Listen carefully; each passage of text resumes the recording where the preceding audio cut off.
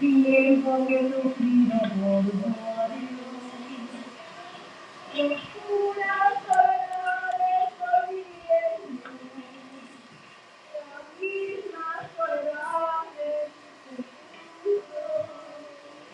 tú eres el amor de cuando más triste recuerdo como quisiera que tus ojitos te hubieran cerrado nunca y estaríamos amor eterno e inolvidable, tarde o temprano estaré contigo para seguir amando. No he sufrido tanto por tu ausencia, que desde y hasta hoy no sé la misma.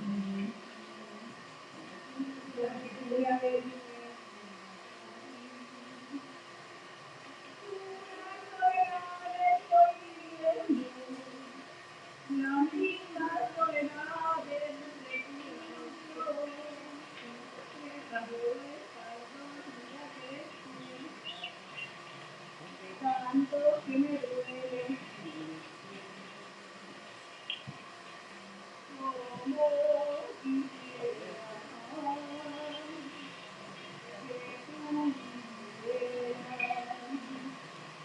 que tus ojitos jamás te hubieran cerrado nunca y estarían dolor, amor eterno e inolvidable, tarde o temprano estaré contigo para seguir amando.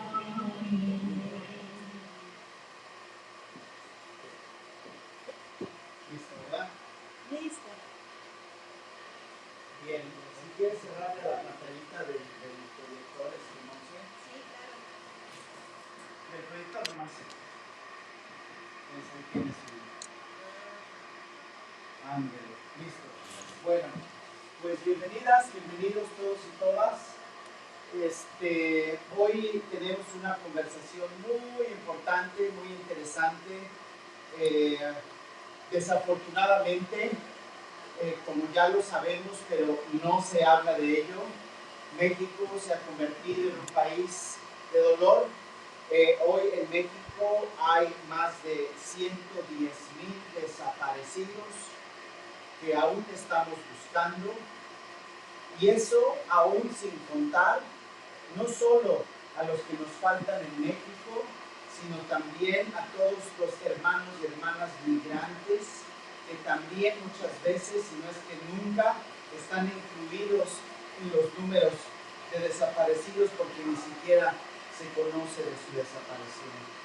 Esta tarde vamos a tener una conversación. Adelante, pásenme, muchachos, pásenme. Aquí, doctor, pero mira, allá. Ok, gracias. Para allá, doña Cena, allá hay lugarcito. Eso. Bien, pues esta tarde vamos a tener una conversación a tres voces. Vamos a aprender mucho, a preguntar mucho sobre la realidad de la violencia en México, y por eso nos da mucho gusto tener con nosotros esta tarde a doña María Herrera. Doña María Herrera tiene su propia búsqueda, tiene su propia historia de dolor, pero poco a poco María Herrera se ha convertido en la imagen y la voz de muchas mamás que están buscando a sus hijos a lo largo y ancho de México. María Herrera busca a sus 4 hijos, ella nos contará, de su lucha, pero también busca a los hijos y hijas de muchas y muchos.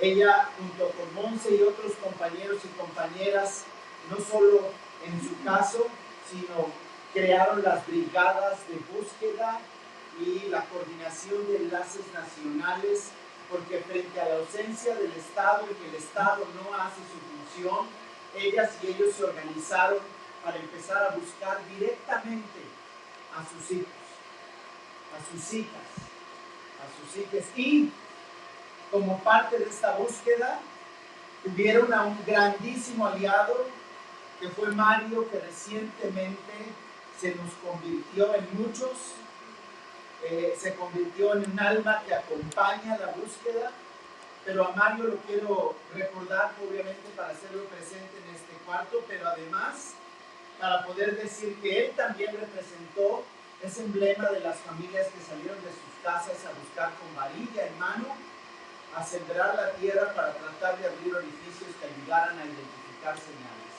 Familias de Guerrero que salieron a buscar a sus familiares. Pero también nos da mucho gusto que nos acompañe Rubén Figueroa.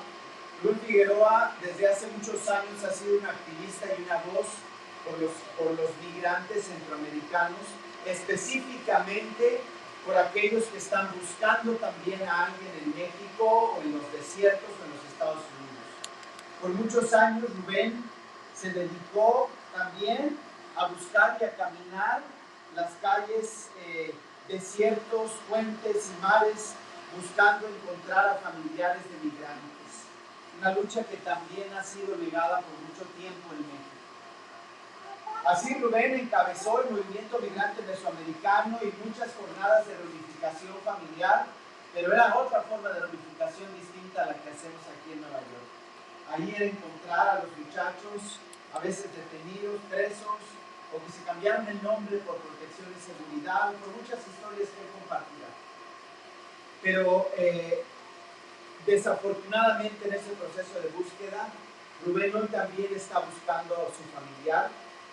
Rubén también está buscando hoy a un hermano, y él ahora radica aquí en los Estados Unidos, y él también entonces es la voz de quienes buscan aquí en los Estados Unidos. Entonces nos da mucho gusto tenerlos a los dos, y también para construir este diálogo binacional nos acompaña también esta tarde don Antonio Tizapa. Por favor, don Antonio, si es tan amable, pásele para acá, por favor. Don Antonio representa también la causa de Running for Ayotzinapa, corriendo por Ayotzinapa. Don Antonio fue tocado por la tragedia de la desaparición de los 42 muchachos que hoy seguimos buscando de Ayotzinapa, Guerrero. Y él ya era una persona migrante trabajando aquí en Nueva York. Y respondió al llamado de búsqueda de justicia, y desde entonces también lucha por la justicia para encontrar a su muchacho y también a los demás y a todas y todos los desaparecidos. Don Antonio tiene ya algunas noticias tal vez, pero la búsqueda es mucho más allá de un caso personal. Entonces, quisiera yo comenzar preguntándoles a los tres la historia de su proceso, la historia de su lucha. Muchas veces se piensa que quien está involucrado en el tema de la desaparición, ya sea buscando un familiar, haber sido tocado por ella, es porque vivió una historia distinta a la de la mayoría. Algo pasó, pero ustedes nos contarán cómo fue su proceso de verse hoy en esta lucha, en este lugar. Por favor,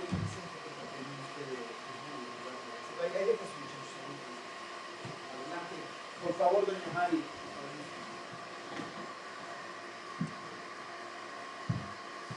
Buenas tardes, gracias a todos, a todos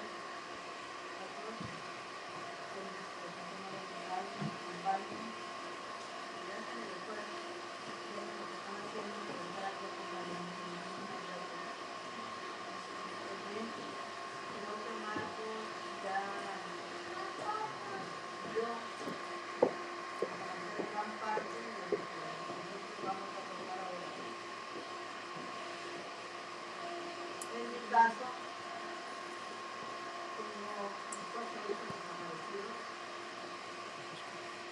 dos diferentes eventos. Dos de ellos, Jesús Salvador y Raúl, fueron desaparecidos en Guerrero, en un viaje de Álvarez Guerrero, el 28 de agosto del 2008. Y puedo decirles que ignoraba totalmente la situación que se vivía en México. Yo no sabía hasta qué punto estaba llegando o estábamos siendo, pues sí, atormentados las familias por esta situación. Y no lo piensa uno, no busca información, vive uno tranquilo, porque pues dice uno, pasó y no sé por qué pasaría, ¿no?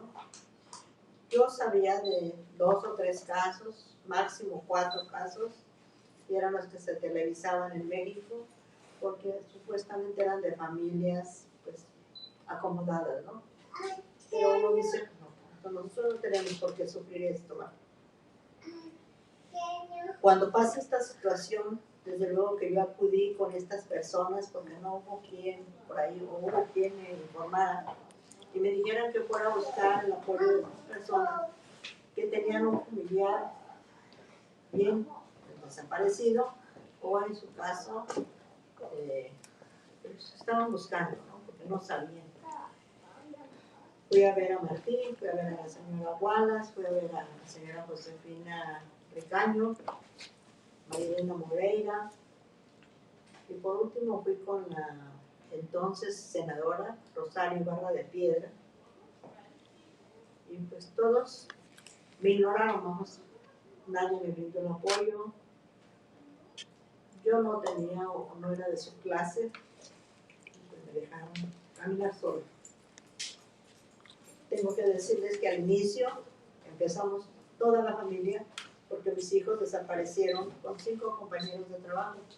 Ellos se dedicaban al oro, a la compra y venta de metal de oro, y se desaparecieron los 7, mis 2 hijos y 5 compañeros. Nadie me obligó, porque la verdad nadie me obligó, pero yo me sentía responsable de todos esos jóvenes que habían desaparecido con mis hijos, e iniciamos una búsqueda en compañía de todos esos papás, pero nosotros pagábamos los gastos de gasolinas, casetas, alimentación, hospedaje, y teníamos recursos para hacerlo, pero como al año y medio los recursos se terminaron, se acabaron, y es cuando mis hijos, porque tengo 8 hijos, y los otros 2 de mis hijos se deciden a salir a trabajar porque dijeron que querían ayudarme, querían apoyarme para la búsqueda de sus hermanos, porque ya no había recursos, y a su vez su familia también necesitaba de recursos para seguir sobreviviendo. Yo me negué, no me hicieron caso, y yo el 22 de septiembre del 2010 salen con la intención de trabajar para ya no regresar a casa. En este caso se fueron para Poza Rica, Veracruz, con el rumbo a Vega de la Torre, pero no les dieron tiempo de llegar a su destino. Policías los levantaron, se los llevaron junto con otros 2 familiares más, y ya ustedes se imaginarán, después del tormento de estar buscando 7, yo pensé que esto ya no podía soportarlo, me dejé caer, no pude, pero me tuve que levantar al ver a mis nietecitos y tengo que hacer lo posible por salir a buscarlos. Desde ahí empieza de nuevo esta búsqueda, pero ahora como con más coraje, con más indignación.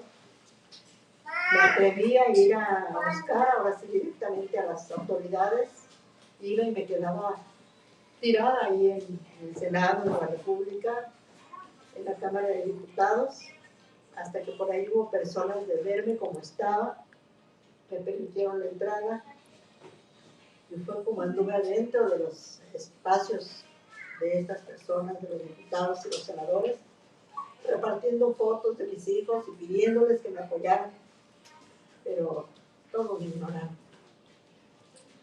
Al final de cuentas solo hubo una diputada que se compadeció de mí, me atendió, me escuchó, y le llamó a Margarita Zavala diciéndole que me apoyara. Y me dijo no iba a dejar sola.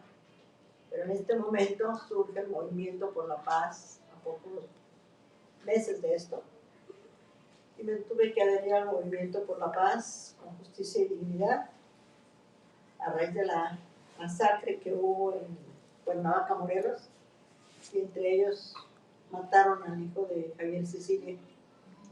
Ahí fue donde yo me sentí abrazada, escuchada, atendida, y empecé a caminar con ellos. Pero cuando iba yo por cada uno de los estados que recorrimos, mi sorpresa fue enorme, al darme cuenta que no nada más era yo la que estaba viviendo esta situación, sino que eran miles y miles de madres, de familiares, hermanos, padres, madres, que salían al encuentro de la caravana con la fotografía de sus hijos en mano y gritando que tenían su familiar desaparecido. Ahí, la verdad es cuando me acerqué con la finalidad de que me ayudaran a buscar a mis hijos, porque yo ya no tenía recursos, ya no podía salir a buscar, y pues me sentí, como les digo, acompañada, pero me doy cuenta de que esta caravana lo que hizo fue visibilizar el gravísimo problema que se está viviendo en México, o los graves problemas, mejor dicho, porque se sacó a flote todos los problemas de despojos, del agua, de tierras, en fin, todos los problemas que se están viviendo en México. Pero ¿qué creen? Que no había recursos para la búsqueda. Había recursos para documentación, así me lo dijeron, pero que para búsquedas no había nada. Desde ahí les dije a mis hijos, vámonos de aquí. No tenemos nada que hacer aquí porque yo lo que quiero es buscar y encontrar a mis hijos. Y nos salimos. Y empezamos como familia, pues digamos, a organizarnos. Y esto me gusta platicárselos porque cuando hay voluntad y cuando hay personas conscientes, con un corazón abierto, porque muchas nos preguntan, ¿y cómo le hacemos para apoyar? ¿O qué hacemos? Esta iniciativa fue familiar. Empezamos como familia a ver de qué manera nos organizábamos para poder salir a buscar, porque sabíamos que no lo podíamos hacer solos. Y empezamos a invitar, a convocar a personas que nos habían conocido dentro del movimiento, que por ahí nos saludaban y nos preguntaban qué estábamos haciendo, y uno a uno se fueron uniendo a este grupo de 4 de la familia. Cuando ya teníamos, qué sé yo, éramos como 11 personas las que nos reuníamos por ahí, de pronto buscábamos dónde, porque no teníamos espacio. Y un sacerdote nos prestó un saloncito de usos múltiples, pero por estar esperando a ver quiénes más llegaban, se nos pasaba la hora, nos daban 1 hora.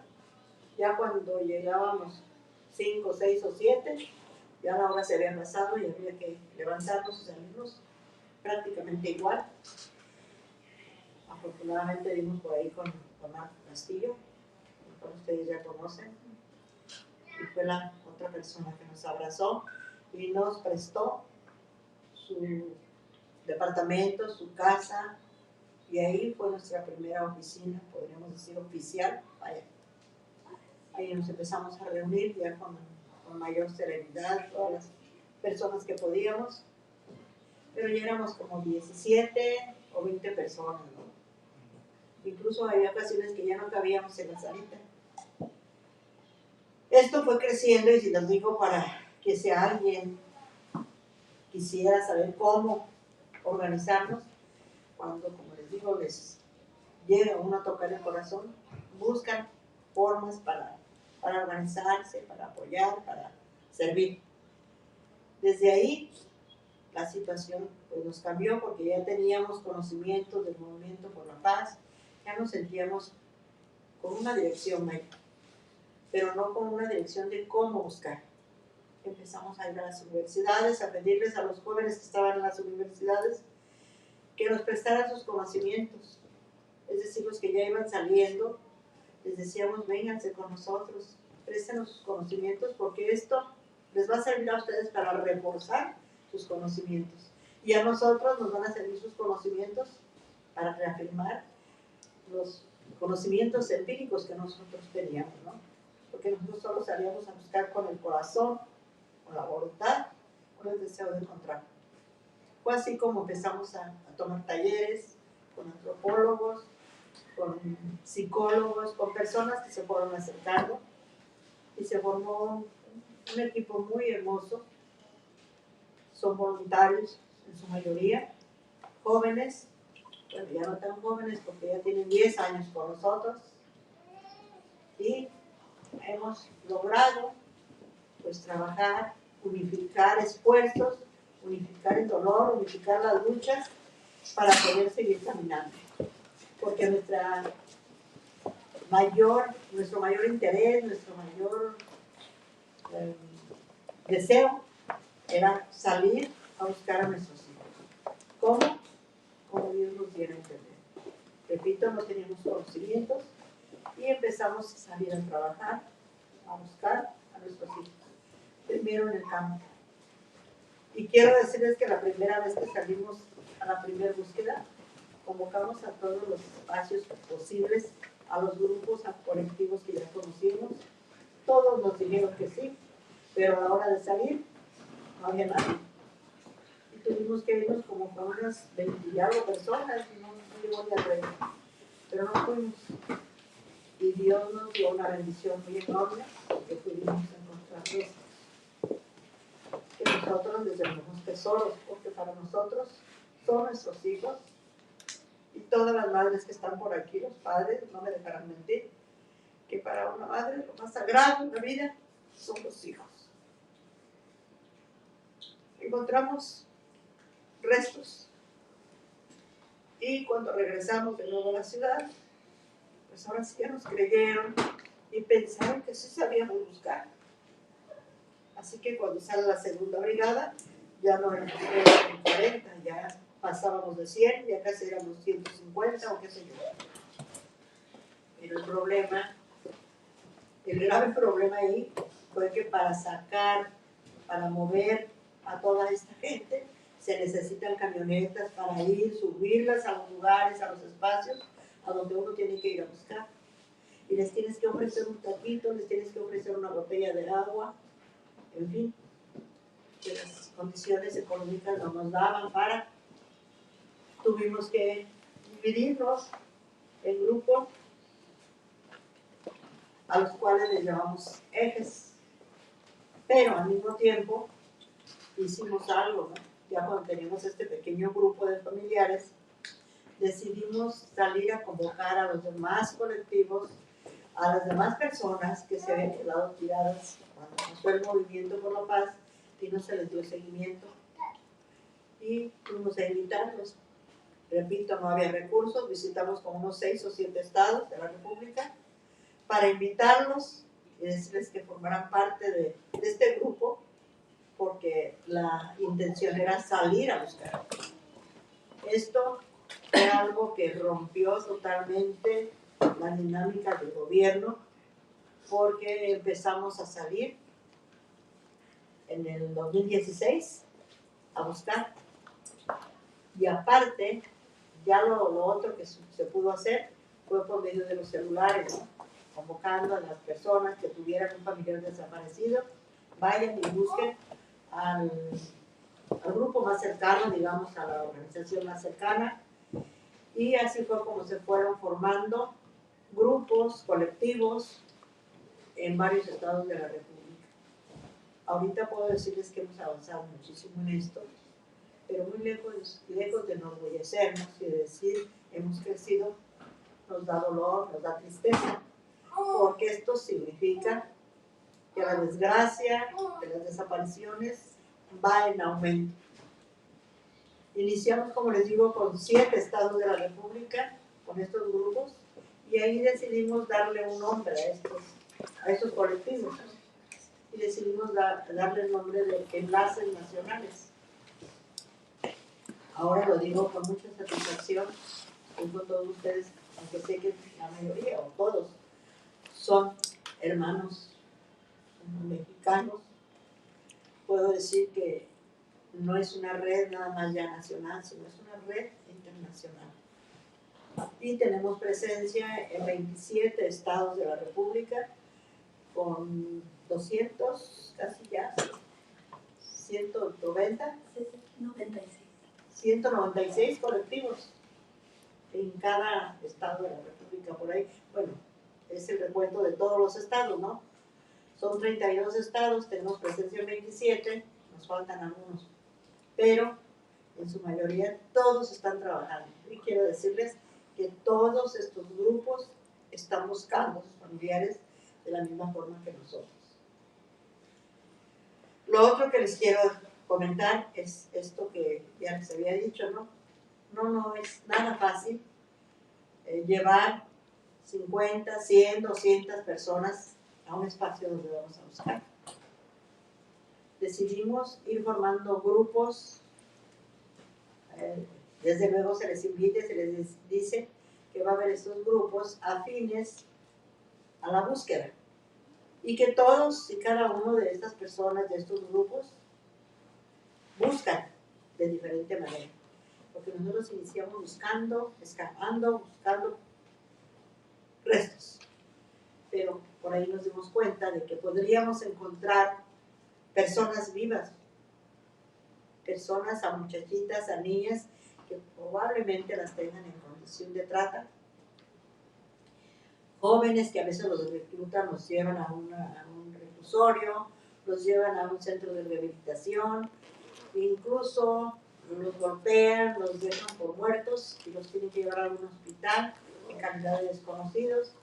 Y empezamos a hacer esa búsqueda en vida, pero definiendo, organizándonos en varios grupos. Este fue el segundo eje que supuestamente nació ya dentro de la brigada, ¿sí? El eje de búsqueda en campo, luego el eje de búsqueda en vida, pero este campo de búsqueda en vida se ramifica de tal manera que, repito, tiene que ir un grupo a las cárceles, tiene que ir otro grupo a los hospitales, a veces son las mismas personas que van, pero tenemos que andarnos dividiendo, como les digo, porque no tenemos la economía suficiente, porque todas las personas quieren ir a buscar, todas las personas quieren ir a campo, pero una cosa que no todas tenemos o tienen los conocimientos adecuados para buscar en campo, porque ahí es sumamente delicado, porque se contaminan evidencias, porque hay muchos requisitos que el gobierno pone para que una persona esté buscando en campo. De tal manera que, como ustedes pueden darse cuenta, todas estas búsquedas que se hacen en diferentes espacios, todos coincidimos en que estamos buscando y estamos trabajando buscando a nuestros seres queridos. Pero luego pensamos en que también teníamos que hacer un grupo o un eje que les llamamos ejes de concientización, y empezamos a ir a las escuelas, primero a las universidades, luego a cualquier tipo de escuelas secundarias, primarias, para ir buscando atender desde la raíz este gravísimo problema. Porque estos niños que apenas están iniciando, estamos sirviéndoles como de un autocuidado, de una forma, todo lo que nosotros les enseñamos, les decimos, es para que vean y se den cuenta de cómo se vive ahorita en México, pero al mismo tiempo es una forma de autocuidado. Enseguida le entramos también a las iglesias, porque sabemos que las iglesias, aparte de que tienen también una gran responsabilidad, tienen una gran credibilidad que nosotros los mexicanos sabemos, ¿no? Sabemos que la mayoría somos católicos, creemos en las iglesias, creemos en nuestros sacerdotes y nos les acercamos y les dijimos, ahora vengan, también ustedes tienen la obligación de ayudarnos a buscar. ¿Cómo? Ellos no les pedimos que vayan al campo a excavar, a hacer cosas, no. Desde su púlpito, desde sus homilías, hacer esa convocatoria y les decimos, si ustedes no quieren, no pueden, pásenos el micrófono, y al terminar la homilía, nosotros pasamos nuestras historias con los fieles y que de ahí ha salido mucha información para salir a buscar el campo sobre todo. Dentro del eje en vida también buscamos personas en condición de calle, porque hay personas que las golpean o se las drogan, no sabemos, y van perdiendo su identidad, y hay muchísima gente que está en condición de calle, Y se han encontrado muy pocas, pero se han encontrado personas por ahí. Como ustedes ven, todos estos ejes están en marcha, trabajando. No es muy fácil que digamos, porque sabemos que no lo es, pero es un trabajo que nos corresponde, que nos involucra a todos y a todas. Luego tenemos el eje de concientización, que este es el más difícil, al menos para nosotros, porque en ambos casos quiero decirles que fue la policía quienes se llevaron a mis hijos y los entregaron a los grupos criminales. El acercarme yo a un policía era acercarme con el enemigo. Sin embargo, tuve que vencer ese resentimiento, ese coraje, esa indignación. ¿Por qué? Porque queremos que esta situación ya no alcance a las familias. Tenemos que doblegar nuestro orgullo, nuestra condición humana, para poder lograr concientizarlos y decirles también que ellos son los primeros respondientes de nuestra seguridad y que nos han estado fallando. Que sabemos que son ellos quienes se llevaron a nuestros hijos. Y es una voz de alerta también para ellos, porque ahorita ya hay una ley, anteriormente no era ninguna, nada. Se llevaban a nuestros hijos y no pasaba nada, porque no había quien hiciera nada. Ahorita, afortunadamente, hemos estado trabajando, buscando, a medida de lo posible, a nuestros hijos, pero también buscando cómo organizarnos para formular ciertas leyes y llevarlas a cabo para que las tengan en cuenta ahí. Y les decimos, ahora sí hay una ley que te castiga si tú, por omisión, corrupción o eficiencia, participas en una desaparición. Quiero que sepan que muchos dicen no saberlo, no sabían, no habían escuchado, pero ahorita sí ya los estamos alentando, ¿no? Porque todo esto que estamos haciendo, les digo, no es nada fácil. También tenemos el eje de identificación, que es otro de los ejes de los cuales es sumamente necesario, porque sin este eje, sin estas centro de diagnóstico, pues definitivamente no podemos avanzar, porque tienen los miles y miles de restos que hemos ido sacando en espacios donde ni siquiera sabemos dónde están. Y nosotros decimos que es una doble desaparición y que en ambas desapariciones participa el gobierno. En la primera, porque está de la mano con los delincuentes. En la segunda, porque los tienen por ahí sin darles identidad. Entonces nosotros decimos que es una doble desaparición. Es un doble dolor para nosotros como madres, como padres, como familiares, porque después de hacer este sacrificio de ir y sacar esos tesoros que están ahí, pidiendo que los saquen, los tienen ahí sin saber nada, no sabemos nada. Esto es otro trabajo que también de igual manera se necesita el apoyo económico, porque al menos yo siempre he deseado que ojalá se pudiera equipar a todas las universidades, porque esta necesidad es enorme, que todas las universidades tuvieran este equipo para poder dar identidad a nuestros seres queridos. Yo sé que a lo mejor no va a ser posible, sé que mis ojos no lo van a ver, pero sí sé que es algo que se está pidiendo, exigiendo, y que no vamos a quitar el dedo del medio. Y también saber que el gobierno no lo va a hacer, porque no lo quiere hacer. Porque si nosotros, como simples mortales, con solo el dolor a cuestas, vamos buscando abrir caminos para buscar a nuestros hijos, el gobierno debería hacer lo mismo. Buscar los medios para hacer esto que yo les digo, equipar a todas estas universidades para que se facilitara la pronta recuperación de nuestros seres queridos, porque nos estamos muriendo poco a poco con el dolor a cuestas, y se nos han ido muchísimas madres sin saber qué pasó con sus hijos. Y esto es lo más doloroso, lo más terrible, pero les tengo que decir algo más. A las madres nos están matando, a los buscadores nos están acabando. Y es aquí donde también les pedimos a todos ustedes que de alguna manera se hagan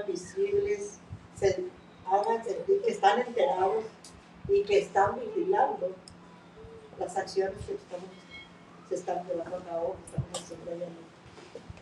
Yo creo que como mexicanos no nada más nos debe interesar.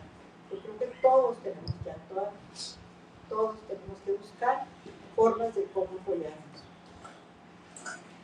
Y decirles también que yo siempre cargo a este señor, Javier Valdés, porque en él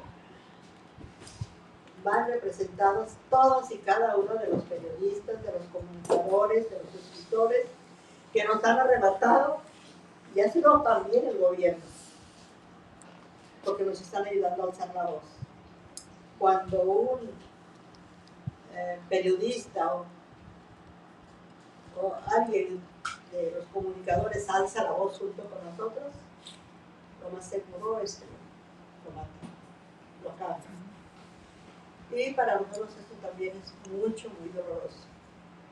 De tal manera que pues lo que quiero es hacerles sentir todo este dolor que llevamos dentro, decirles que pues, estamos en estas búsquedas y que de alguna manera ustedes se comprometan. Yo siempre les digo a los sacerdotes, porque ellos me decían, sí señora, oramos por ustedes. Y yo les digo, ¿qué creen? Que la oración sé que es lo primordial, pero una oración sin acción no nos está sirviendo de nada. Necesitamos, sí, la oración, pero también la acción. Y a todos quienes nos escuchan, yo también les digo lo mismo. Sí, necesitamos que nos escuchen, necesitamos que nos atiendan, pero que también hagan alguna acción desde sus trincheras, con sus familias, con sus amigos, en sus trabajos, no sé, se organicen y puedan apoyar de alguna manera. Que tengan en cuenta que estas familias, hay familias que les han llevado al papá, niños que les han quitado al papá y a la mamá, y los está cuidando la abuela. Pero luego la abuela tiene que andar en la búsqueda, y esos niños los andan encargando por ahí con alguien. A esos niños hay que dejarles algo para el sustento de esos días que al menos los abuelos andan ausentes. Y decirles que los más afectados de esta desgracia que estamos viviendo en México son los hijos de nuestros desaparecidos. Porque para ellos no hay quien los consuele, a ellos no hay quien los escuche, a ellos no hay quien los atienda. Están viviendo una situación de lo más cruel.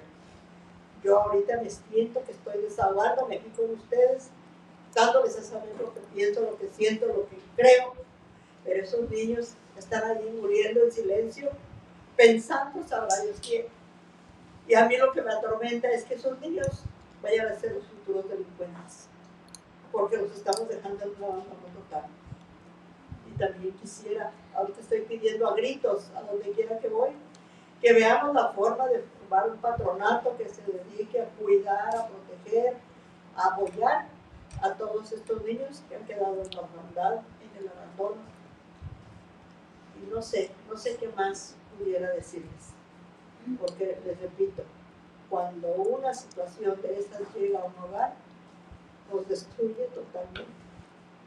No nada más a la persona que se llevaron, nos destruye a todo el núcleo familiar, incluso a los amigos, a los vecinos, a todos los que conocemos o conocen a cada una de estas personas. Y decirles también a todas las jovencitas nuestra voz de autocuidado de ellas a ellas, y decirles que siempre que salgan a algún lugar, eso se lo decimos en México, aquí la verdad no sé hasta qué punto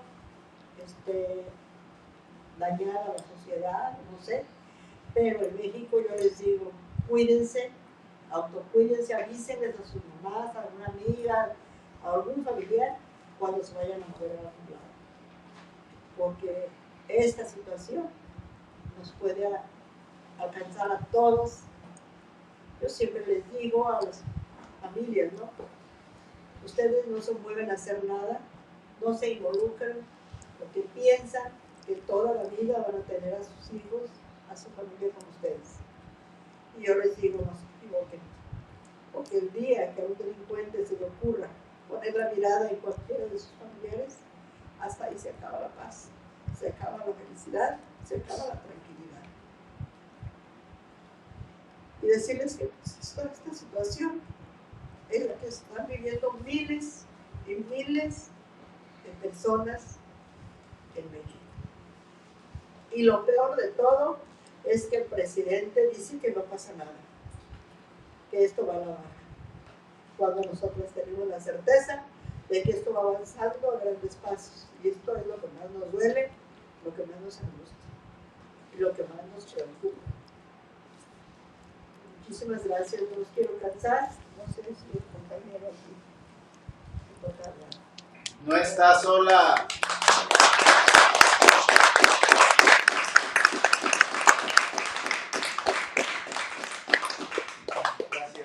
Gracias. Perdónenme, pero yo siempre que empiezo a hablar de mis hijos no puedo contener. Les pido disculpas. Está sola. Por favor, Rubén, si eres tan amable, compartirnos también tu trayectoria, tu historia, cómo llegaste. Adelante. Buenas tardes, Marcos, muchas gracias por la invitación, estar acá.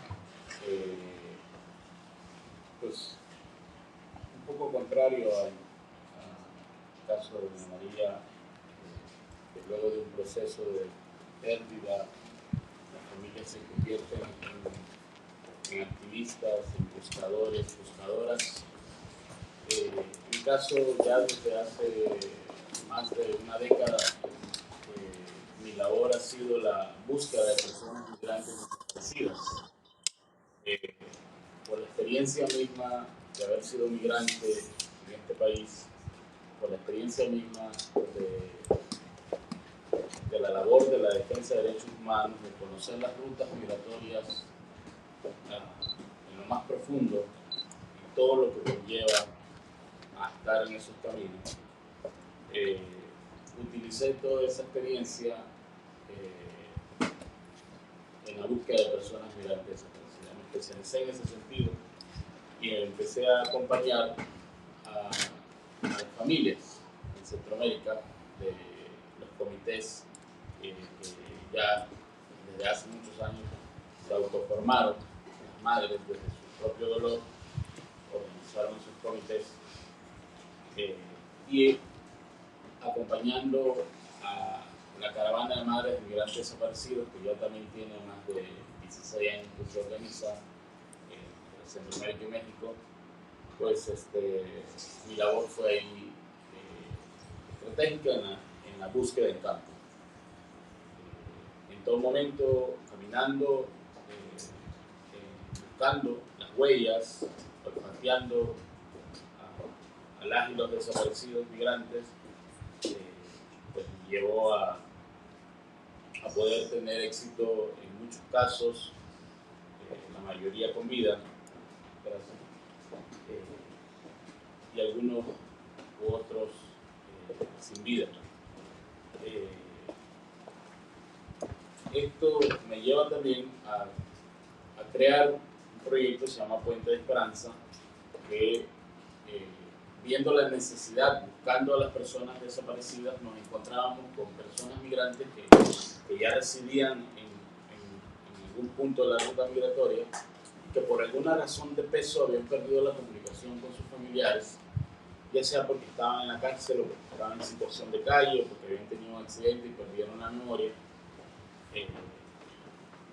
o algún hijo o hija de esas personas nos decía: quisiéramos que ayudaran o que me ayudaras. Incluso muchas de ellas, de esas personas que ayudamos, mujeres víctimas de trata, que luego de haber sido liberadas, preliberadas, nos acercaban y nos decían: ayúdame a volver a encontrar a mi familia, perdí la comunicación. Documentábamos los casos y retornábamos a Centroamérica, con muchos casos, 5, 6, 7 casos, y buscábamos en los pueblos. Era más fácil que buscar a un desaparecido, buscar a un familiar. Y hablábamos con ellos, preguntábamos si tenían un familiar desaparecido. Sí, nos contaban toda la historia, y luego abríamos la computadora y decíamos: le ha mandado un mensaje, abríamos un video y aparecía la persona diciendo: mamá, papá, soy yo, hijo de Cusco, perdí la comunicación por tal razón. y se daban esos encuentros virtuales. Y luego, posteriormente en la caravana, a veces se daban encuentros ya físicos, como tal. Y esa era mi labor por más de una década, algo que hice de un estilo de vida, algo que vivía a profundidad como tal, y que me dio mucha satisfacción, muchísima. Y que ahora, desafortunadamente, y esto es la muestra de una realidad, que hay es tanta la situación en México de las desapariciones, que alguien que se dedica a buscar desaparecidos por más de una década, su hermano lo desaparece. Entonces, en el 2020 mi hermano fue desaparecido a 2 chicos más en Playa del Carmen. En este mes de junio cumple 3 años de estar desaparecido. Es como cuando un doctor sabe los síntomas de una enfermedad terminal, pero que ahora el doctor lo vive en carne propia. ¿Ya? Sé de realidades, porque he caminado, conozco esta situación y a veces yo mismo digo, tengo la fe, pero también sé de realidades. Entonces, hoy día busco el cuerpo de mi hermano, porque tenemos el derecho. Es muy difícil para mí decirlo a otras personas que buscan a sus desaparecidos, pero yo tengo que lidiar con eso. Muchas veces era como de día buscar a las personas migrantes y por la noche llorar por mi desaparecido.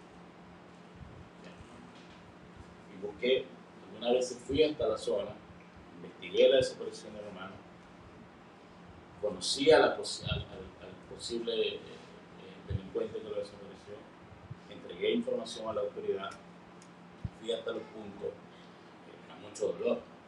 ¿Ya? Pero ahí depositaba también mi experiencia sobre el buscador. No soporté más, no pude más, porque durante ese proceso de búsqueda de mi hermano, hacía la búsqueda de las personas desaparecidas, migrantes, y hacía la denuncia también por la cual estaban desapareciendo, y denunciamos la complicidad del Estado mexicano con el crimen organizado, el tráfico de personas, en crear esa violencia en las rutas migratorias con el fin de que ellos puedan tener el control del tráfico. El Estado mexicano produce una violencia en las rutas migratorias, en esa militarización de la frontera, como tal, para que la única vía segura, entre comillas, sea ellos, a través del tráfico. Son millones y millones de pesos o dólares en ganancias en el tráfico de personas, pero para eso tienes que crear un escenario catastrófico, ¿no? Entonces, eso era tanto el acoso por la denuncia misma, que no tuve remedio que quedarme por acá en estos sitios, en estos rumbos, con un dolor muy fuerte que he estado pasando en estas últimas semanas, de una depresión muy fuerte por tantos años de escuchar, de ver, de caminar y ahora mismo en esta situación en carne propia, que muestra realidades que aunque es un bache muy grande, pero existe una necesidad de continuar la lucha, un interés, un deseo de continuar esto, que justamente en medio de esas turbulencias, justo hablaba con Marco hace un rato, que decía, traemos una manta que está ahí. Ya lo hemos hecho en Centroamérica, lo han hecho las madres en Túnez, bordando los nombres de sus desaparecidos y desaparecidas migrantes que cruzando el Mediterráneo han desaparecido, y lo están haciendo madres en Argelia. Hay personas en muchas partes del mundo que están bordando los nombres de las y los desaparecidos migrantes. Y también nosotros lo estamos haciendo acá, estamos iniciando este proyecto que es la manta de la memoria en Estados Unidos. Vamos a recorrer muchas plazas, muchos centros comunitarios, muchos muchos lugares en muchas partes de Estados Unidos para que puedan bordar el nombre del ángel de los desaparecidos migrantes. Justamente hablando de eso, una compañera que me dice, yo puedo bordar el nombre de mi prima, creo que dije, ¿sí? Y esa es una realidad. Se lucha en este país, y lo digo también porque en algún momento yo fui migrante, ahora estoy en otra condición acá. Pues se lucha, en la lucha por migrantes, ¿no? Por la legalización, por el DACA, por muchas cosas, pero, y no digo que se ha olvidado, pero tenemos que luchar por los que no llegan, por los compañeros y compañeras que quedaron en el camino y que están allá como tal y que necesitamos visibilizar porque es el resultado de todas las malas políticas que se pueden implementar, tanto el origen, el tránsito y el destino de la migración. Entonces estamos aquí con esto, con la manta de la memoria, estamos aquí con nuestro propio dolor, estamos aquí con nuestra propia lucha, historia, abrazando también esto, y que en lo personal espero que alivie también un poco ese dolor que tengo y ese resentimiento, por decirlo así. Porque muchas veces decimos, haz bien y vas a recibir bien, ¿no? Yo estuve buscando mucho tiempo y me siento bien por eso, pero no sabía que iba a desaparecer bien, o lo iban a desaparecer. Entonces, por un momento tuve también esa turbulencia de decir, qué cabrón es la vida, ¿no? Lo digo más que por mí, por mi madre, que hoy día sufre mucho.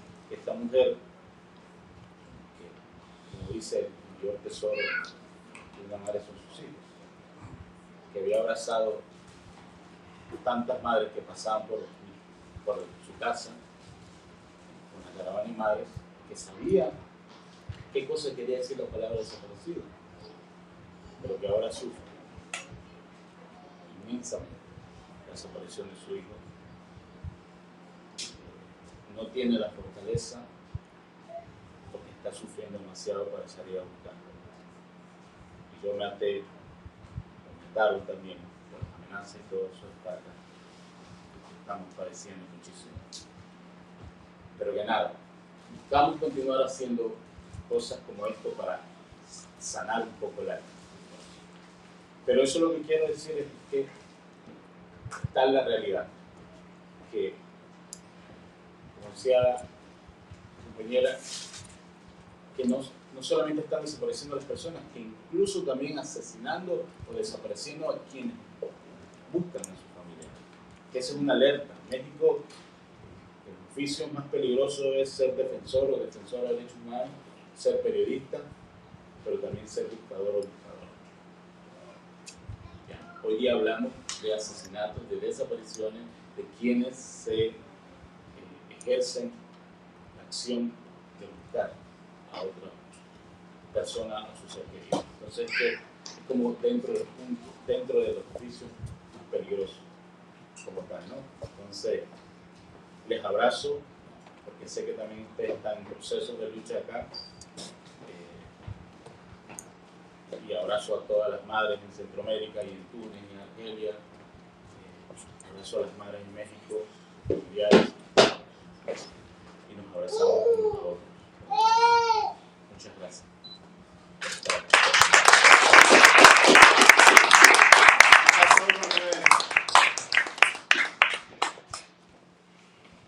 Gracias por compartir, gracias por compartirnos.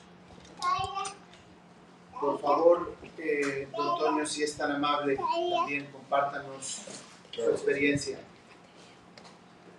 Pues es un poco, hay muchas cosas que dijeron ellos, que cuando tienes a un ser desaparecido, o sea, tu memoria vuela, ¿no? hacia esos años. Lamentablemente la corrupción es la que nos ha empujado, ¿no? Hasta, yo creo que al 90% de los que estamos de este lado en Estados Unidos, la corrupción nos ha empujado a estar acá. tú sales de tu pueblo con muchas ilusiones, pero nunca esperas lo que te puede pasar en el futuro. Sabemos que el futuro es incierto. No podemos escribir algo sobre el futuro.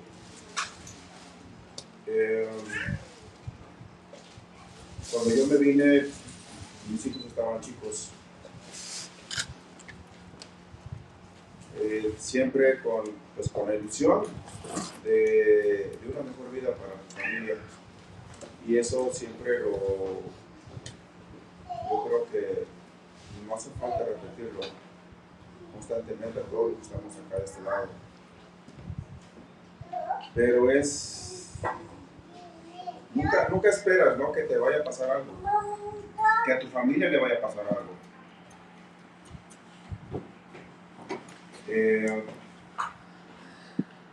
2014 ha sido algo muy, muy trágico, ¿no?, para nosotros.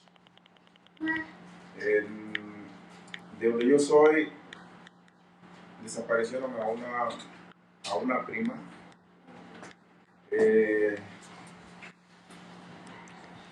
La violaron, la asesinaron y la fueron a arrojar a una barranca. Los asesinos fueron capturados y por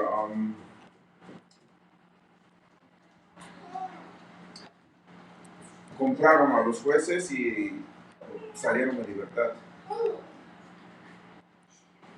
No sabemos más de ellos. Esa es una de las partes, ¿no?, de la familia. A otro sobrino también este ya fue más actualmente, lo levantaron en 2010, 2011. No hemos sabido absolutamente de él. Y 2014 pasa a Ayotzinapa. Ayotzinapa, como saben, es una escuela, ¿no?, una normal. Favores donde se forman maestros para mandarlos a las zonas rurales. Allá en México,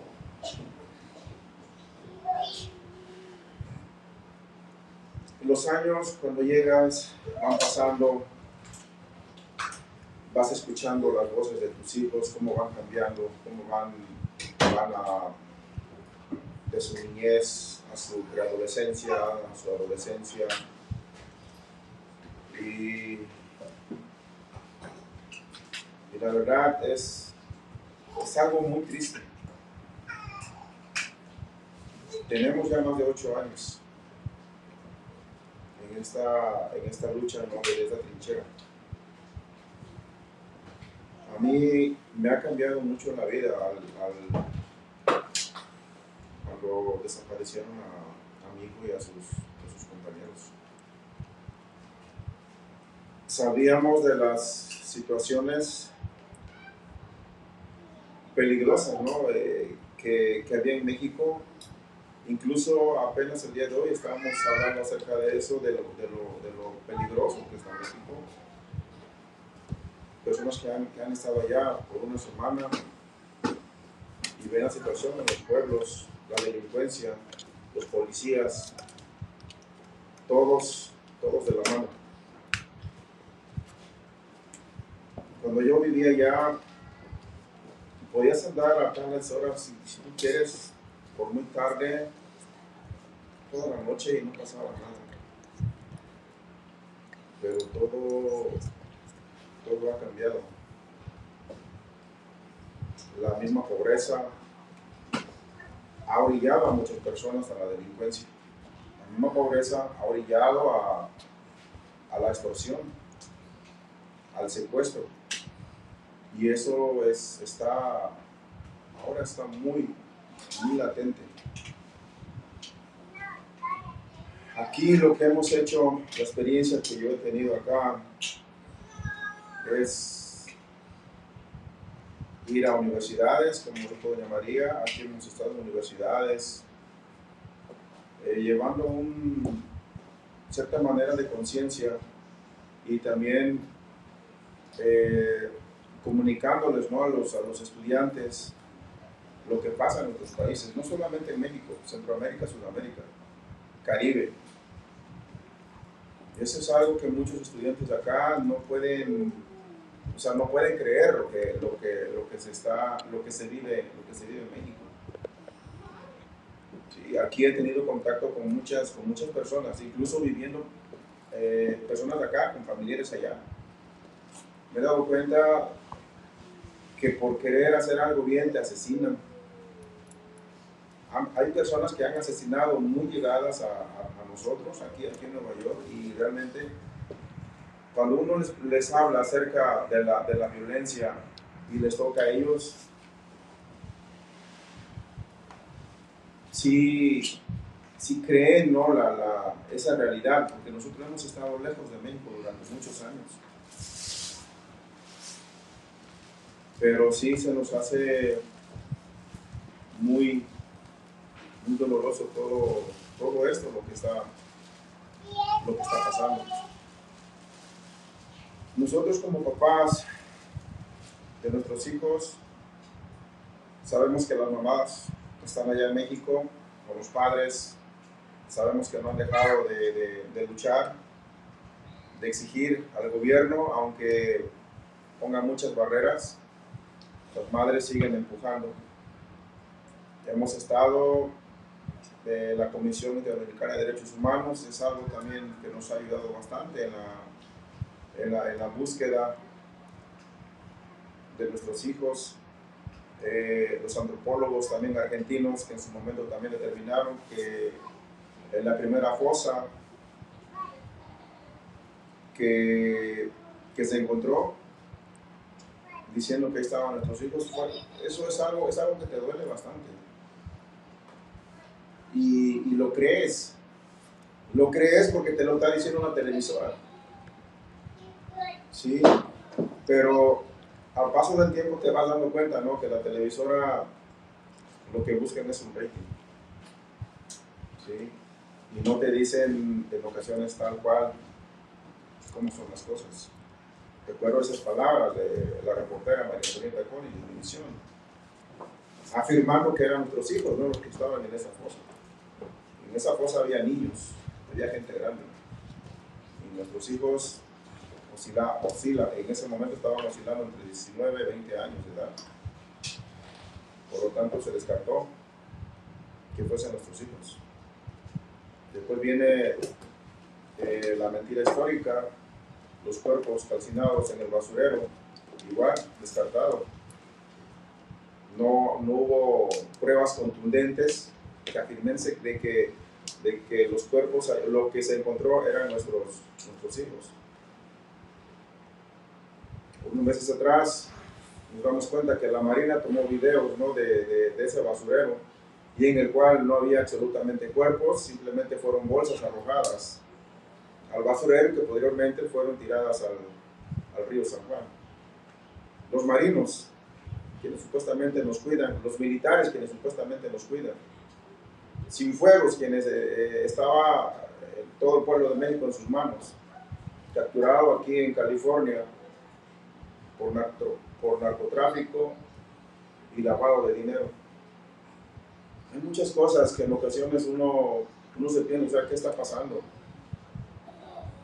Yo, cuando tengo oportunidad, les recuerdo que nadie es eterno en esta vida. Algún día tenemos que partir. No tiene caso que acumules millones si cuando te vas a ir de este mundo no te lo vas a llevar contigo mismo.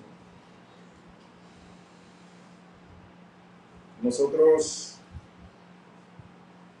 hemos escuchado, aquí mismo he escuchado, que por qué seguimos buscando a nuestros hijos. Y la respuesta es, si fuera su hijo o su hija, ¿lo dejaría de buscar? No. Así estamos nosotros, porque no sabemos absolutamente nada de ellos. Al gobierno de Obrador, al de Peña Nieto, no hay credibilidad en sus palabras. Por eso seguimos luchando de una u otra manera. Doña María buscando en los cerros, buscando apoyo en organizaciones, el compañero por igual.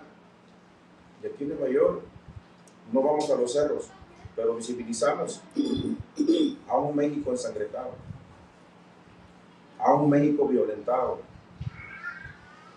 Eso es lo que hacemos aquí en Nueva York. Hay muchas cosas por hacer. Aquí en Nueva York somos miles de mexicanos, pero nos hace falta muchas cosas. Nos hace falta empatía. Nos hace falta ese amor a tu prójimo. Lo acaba de mencionar la iglesia. Una oración está bien, pero en ocasiones son unos pies y unas manos que hacen más. Necesitamos hechos. Los gobiernos dicen, voy a hacer esto, pero no lo hacen. No me lo digas, hazlo, llévalo a cabo. Eso es algo muy importante y es algo que debemos de analizar. Dijo algo muy importante doña María acerca de los policías. No sé si esto va con las fuerzas policíacas, militares o marinos. Si tú detienes a alguien, va a caer un peso de la ley hacia ti. Yo en su momento dije, bueno, vamos a hacer lo mismo con los jueces quien dejan en libertad o con los abogados que defienden a delincuentes. Si eres delincuente, ¿por qué estás defendiéndolo? Déjalo allá, que pague. ¿Por qué estás defendiendo algo si sabes que es culpable? Yo no estoy de acuerdo con eso. Debe de pagar por lo que hizo. ¿Para qué te metes a defender a alguien? Por la misión de dinero, tú sabes que es culpable y lo vas a declarar inocente, no se vale. ¿Por qué dejaron ir a Cienfuegos? Si sabemos que es culpable, muy culpable es Cienfuegos como las personas involucradas en el caso de Ayotzinapa y muchas personas, muchos policías involucrados en desapariciones forzadas. Debemos de hacer algo. Ya empezó doña María. ¿Qué vamos a hacer con esos jueces, con esos abogados que defienden a delincuentes? ¿Qué podemos hacer? Pero hay que hacer algo nosotros como pueblo. Nuestras leyes, yo no sé de mucho de leyes, pero lo poquito que aprendí en secundaria o preparatoria, nuestras leyes son las mejores, una de las mejores del mundo. Pero no las aplicamos. Las violamos. Las violamos. En la religión es una experiencia que pasamos en 2015 en Filadelfia con el Papa a 6 metros, 10 metros aproximadamente. Unas madres de Ayotzinapa estaban presentes. Habló muchas cosas, pero nunca habló de personas desaparecidas. Sí, el Papa en Filadelfia. Nunca he escuchado algo que se haya pronunciado. Es más, lo he dicho un montón de veces frente al consulado mexicano, a un lado está una institución del Vaticano y nunca nadie ha salido a decir algunas palabras. Es más, ni siquiera sale a decir una oración, un rezo, a un lado. Y nosotros hemos estado ahí cada 26. ¿Cómo te vas a sentir tú a alguien que realmente predica algo hacia el prójimo y no lo lleva a cabo? No se vale. No se vale. Necesitamos hacer algo. Necesitamos a personas que realmente quieran hacer algo, quieran ver algo que ya no esté sucediendo, ¿no? Lo que está pasando en México. Es realmente muy, muy lamentable. Mucho. Habló de los nietos.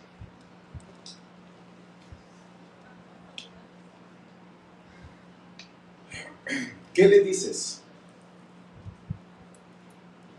a tu nieta de 9 años?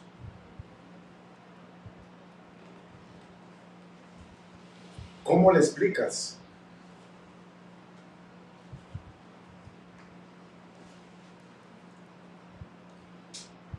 que su papá no está.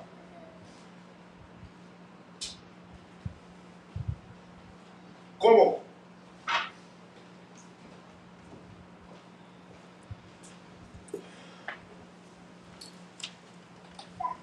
Va a llegar un punto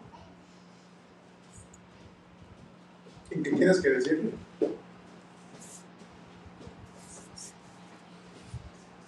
ya no vas a poder decirle otra mentira. Es difícil. Es muy difícil.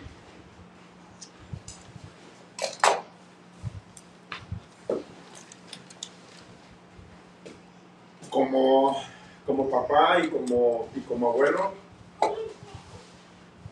debo seguir luchando a mi manera. Y de esta manera, sin hacer daño a nadie.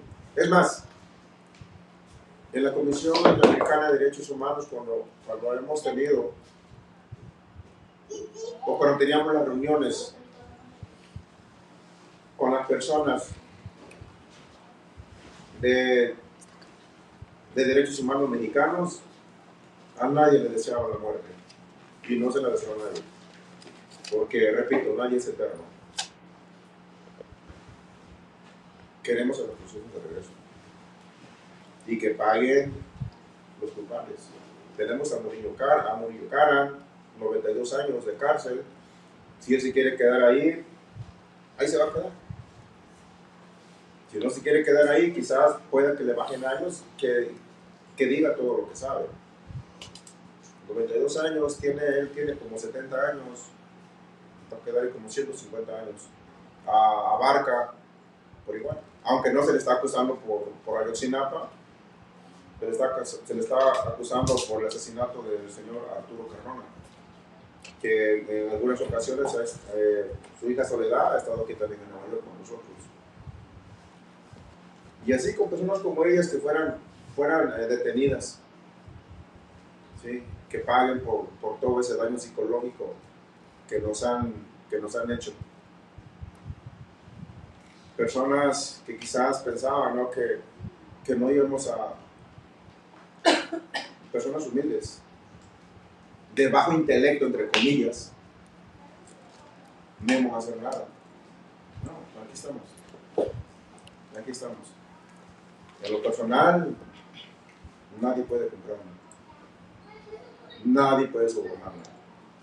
En lo personal, yo sé lo que quiero, amigo, sus compañeros, y que se castigue a los culpables. Eso es una de las cosas que más quiero. Si el día de mañana fuese por verse la noticia, que nos las digan, pero que no nos estén mintiendo.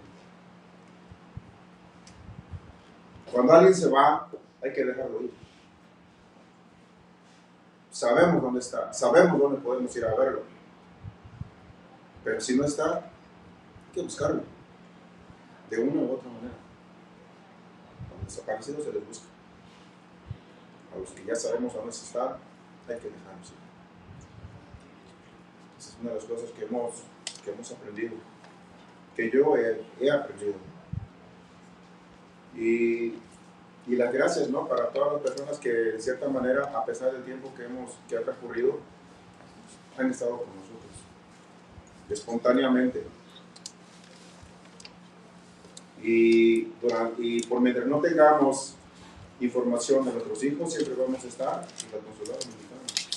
Aunque el cónsul pues, no salga o salga corriendo, como no sé si lo sepan, pero en la audiencia que tuvo el señor Cienfuegos en la Corte Federal en Brooklyn, el cónsul Jorge Islas salió corriendo. Ahí estaba su coche, ¿no?, el coche diplomático, salió corriendo para esquivar las preguntas, ¿no?, de los reporteros, de las personas que estaban ahí, incluso estábamos nosotros. Esas son las personas que nos representan aquí en Nueva York. Y claro, aquí no es México, sino también ya nos estuvieran reprimiendo. Y eso ellos lo saben. Ellos saben que no pueden hacer nada porque las personas que estamos protestando. Porque no es México, es Estados Unidos. Y vamos a... Yo voy a seguir. ¿Sí? Seguir caminando, concientizando también a las personas que no solamente son 43, que son miles de 43 desaparecidos. Y eso muchos ya lo saben, porque quieras o no quieras, se han ido enterando. Tenemos redes sociales, que es algo que ha sido muy útil en estas luchas. Lamentablemente en ocasiones no nos falta eso, la empatía, tener más amor a tu semejante. Mi nombre es Antonio Tizapa y soy papá de Jorge Antonio Tizapa. Vivos se los llevaron. Y Vivos los queremos. Vivos se los llevaron. Vivos los queremos. Gracias.